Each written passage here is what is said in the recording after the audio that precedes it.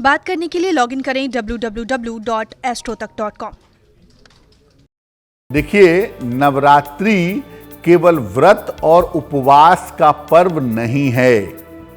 ऐसा नहीं है कि नवरात्रि में आप व्रत रख लेंगे, आप उपवास कर लेंगे तो आपका काम चल जाएगा। वो भी अच्छी बात है, लेकिन नवरात्रि की महिमा ये है कि ये नारी शक्ति और कन्याओं के सम्मान का पर्व भी है। हमारे धर्म में नारियों की शक्ति को सम्मान दिया जाता है, कन्याओं को देवी का स्वरूप मानते हैं, ये उसका पर्व भी अवश्य है।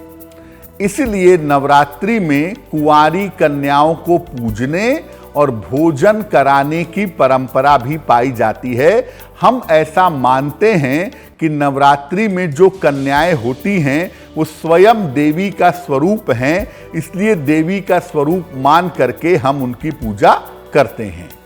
देखिए, वैसे तो नवरात्रि में रोज कन्या की पूजा होनी चाहिए, पहले दिन भी, दूसरे दिन भी, तीसरे दिन भी, लेकिन अष्टमी और नवमी तिथि को कन्याओं की पूजा अवश्य की जाती है, कन्याओं की पूजा उपासना अवश्य होती है, ऐसा देखा गया है। 2 साल से लेकर के 11 साल तक की कन्या की पूजा का विधान बताया गया है कि अगर कन्या की उम्र 2 साल की है, वहां से वो देवी का स्वरूप होती है और आम तौर पर 11 वर्ष तक की कन्या देवी का स्वरूप मानी जाती है। अलग अलग उम्र की कन्या देवी के अलग अलग रूप को बताती है। जैसे 8 वर्ष की जो कन्या है वो होती है गौरी, अष्टवर्षा भवेद गौरी।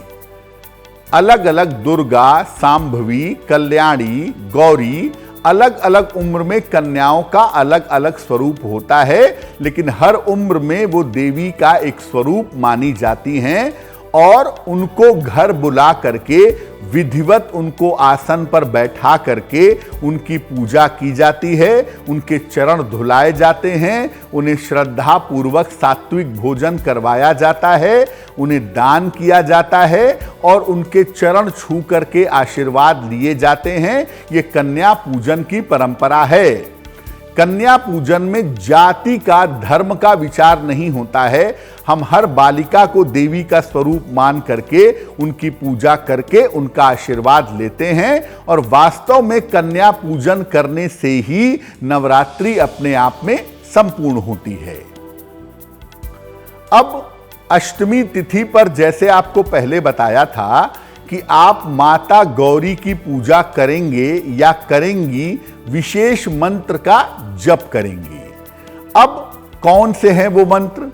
अगर आप पुरुष हैं और आप शीघ्र विवाह चाहते हैं, मनचाहा विवाह चाहते हैं, तो आप कौन सा मंत्र पढ़ेंगे?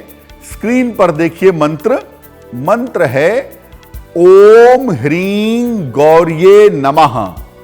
ओम ह्रीं गौर्ये नमः, इस मंत्र का आप जप करेंगे। और अगर आप महिला हैं, अगर आप बालिका हैं, शीघ्र विवाह का, मनचाहे विवाह का वरदान चाहती हैं, तो आप मंत्र पढ़ेंगी हे गौरी शंकर अर्धांगी यथा त्वाम शंकर प्रिया।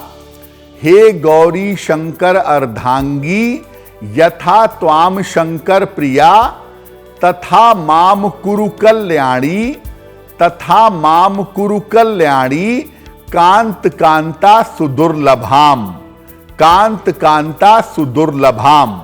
तो अगर आप बालिका हैं तो आप ये मंत्र पढ़ेंगी और अगर आप पुरुष हैं तो आप पढ़ेंगे ओम ह्रीं गौर्ये नमः। इन मंत्रों को अष्टमी तिथि की मध्य रात्रि को जपना है आपको।